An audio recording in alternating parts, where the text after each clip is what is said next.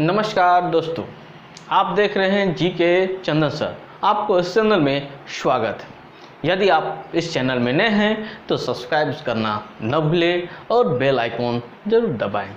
यदि पुराने हैं तो आप लाइक ज़रूर करें और शेयर भी करना न भूलें। दोस्तों, पिछले क्लासेस में आपने पढ़ा था भारत का कर्नाटक युद्ध। तो भारत में कर्नाटक युद्ध हुई थी, यह आधुनिक भारतीय इतिहास की ओर मैं दर्शा रहा हूँ।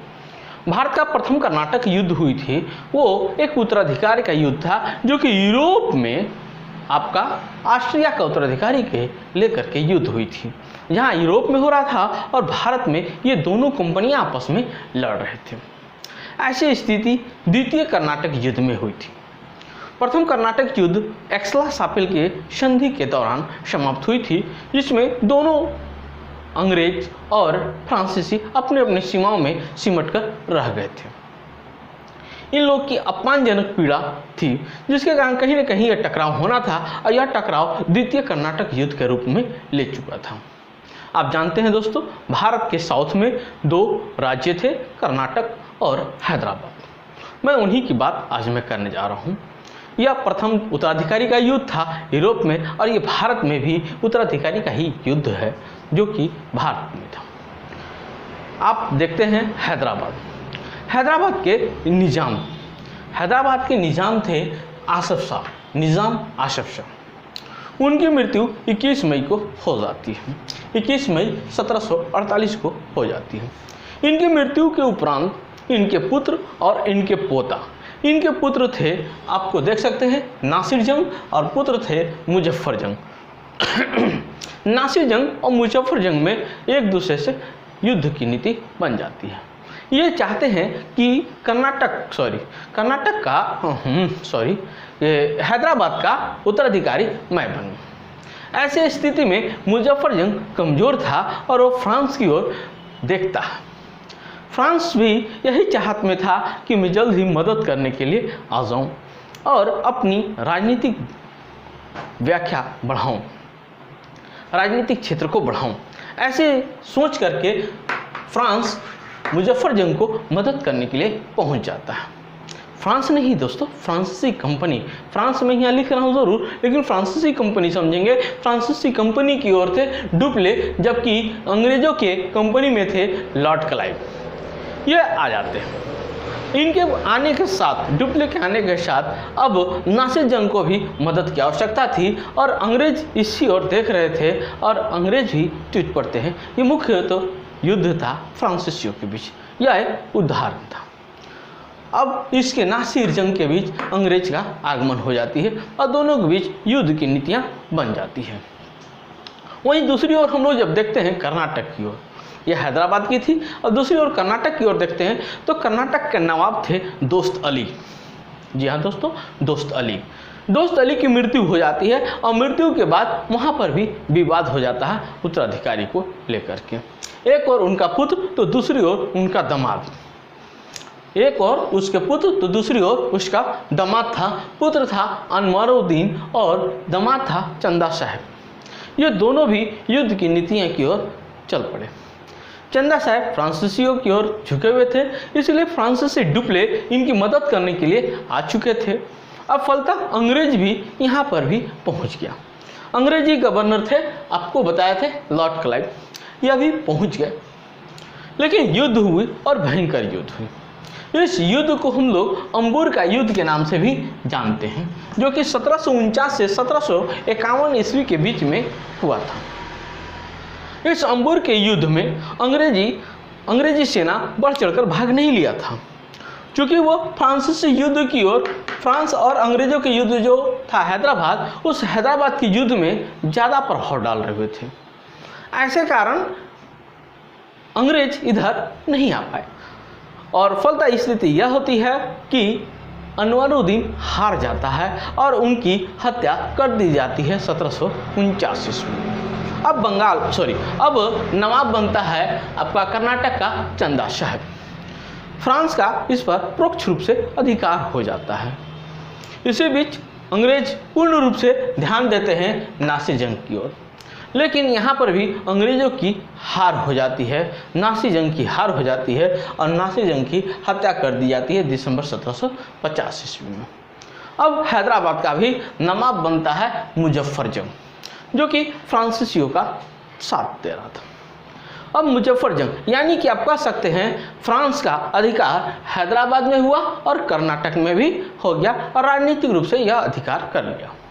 ऐसी स्थिति में फ्रांस मजबूत हो गए और अंग्रेजी मजबूत न रह गए, इनको अपने आप से पीड़ा महसूस होने लगी। दोस्तों, इसके बाद मैं आपको बताता हूँ अनवरुद्दीन। अनवरुद्दीन की जब हत्या हो जाती है तो इसका एक पुत्र था मोहम्मद अली।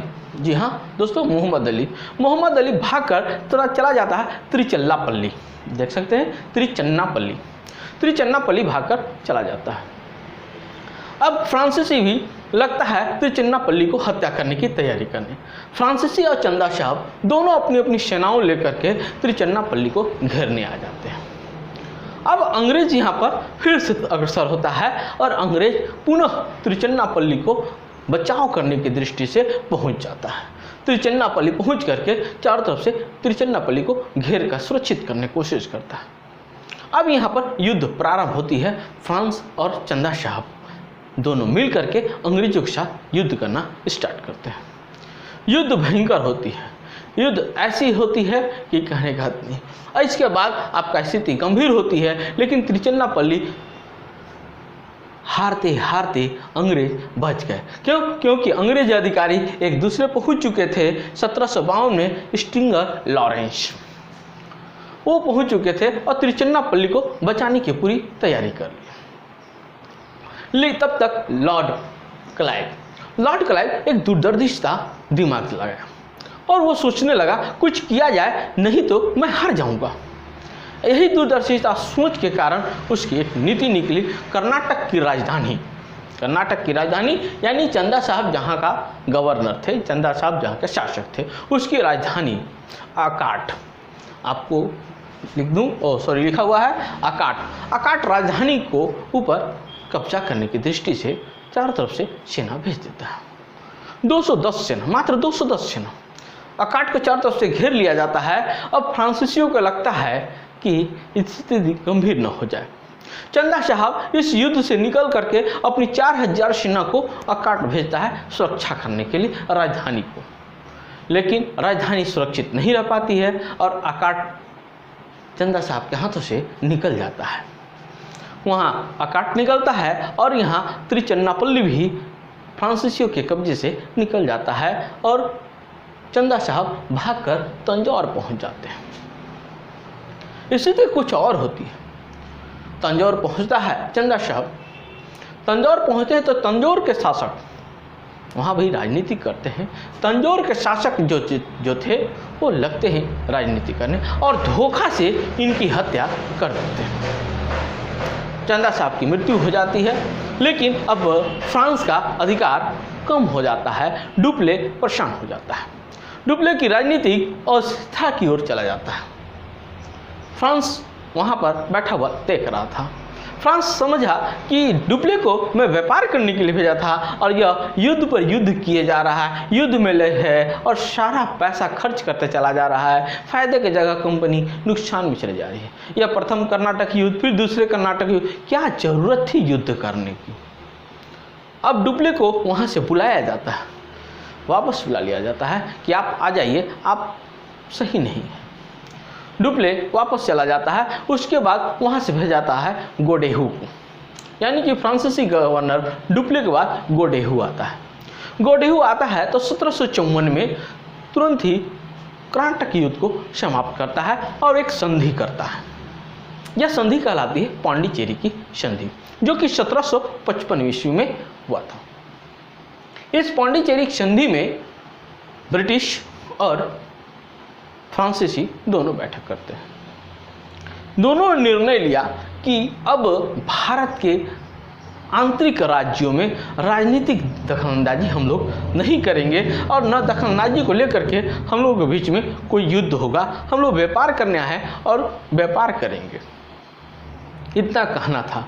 लेकिन फिर भी आप देख सकते हैं इस युद्ध के परिणाम स्वरूप यानी कि द्वितीय कर्नाटक युद्ध के परिणाम स्वरूप भारत को ही नुकसान पहुंचता है। दोनों कंपनियां तो सही हो जाते हैं, व्यापार करने के लिए उन्मुख हो जाते हैं, लेकिन हमारे भारत की स्थिति गंभीर हो जाती है। जहां फ्रांसीसी मजबूत था वो हार जाता है और अंग्रेज पूरी तरह से भारत पर वर्चस्व कायम करने के लिए बढ़ जाता है। अंग्रेजों की स्थिति मजबूत हो जाती है। ऐसी स्थिति में भारतीय राजनीतिक खोखलापन मुझे महसूस होता है। द्वितीय कर्नाटक युद्ध के साथ इसमें भारतीय राजनीति पूरी तरह से खोखला साबित होता है। अंग्रेज मजबूत हो जाते हैं। इस स्थिति में दोनों ही देश कुछ अलग ही महत्वाकांक्षाएं रखते हैं। भारत को हार होती है द्वितीय कर्नाटक युद्ध में, जिस पे संधि कहलाती है पांडिचेरी की संधि। दोस्तों, इस युद्ध के उपरांत तृतीय कर्नाटक युद्ध की बिगुल फूकी जाएगी, जिसकी मैं अगले वीडियो में जरूर दूंगा। आप लगातार बने रहें, पूरी वीडियो देखें, लाइक करना न भूलें दोस्तों, ज़रूर लाइक करें और अपने दोस्तों में ज़रूर शेयर करें।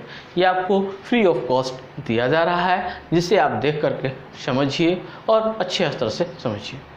इस वीडियो में आपको पीसीएस स्तर का मैं प्रश्नों का आंसर दे रहा हूं, पूरी तरह से समझा रहा हूं। उम्मीद करता हूं आप पूरी तरह से समझेंगे और ऑल कॉम्पिटिशन की तैयारी के लिए हिस्ट्री का कोई और किताब खोलने की आवश्यकता आपको न पड़ेगी। आप एक बार सर्च करें और देखें, यह वाकई में बहुत अच्छी वीडियो है। आप ज़रूर देखें और लाइक करें। धन्यवाद दोस्तों।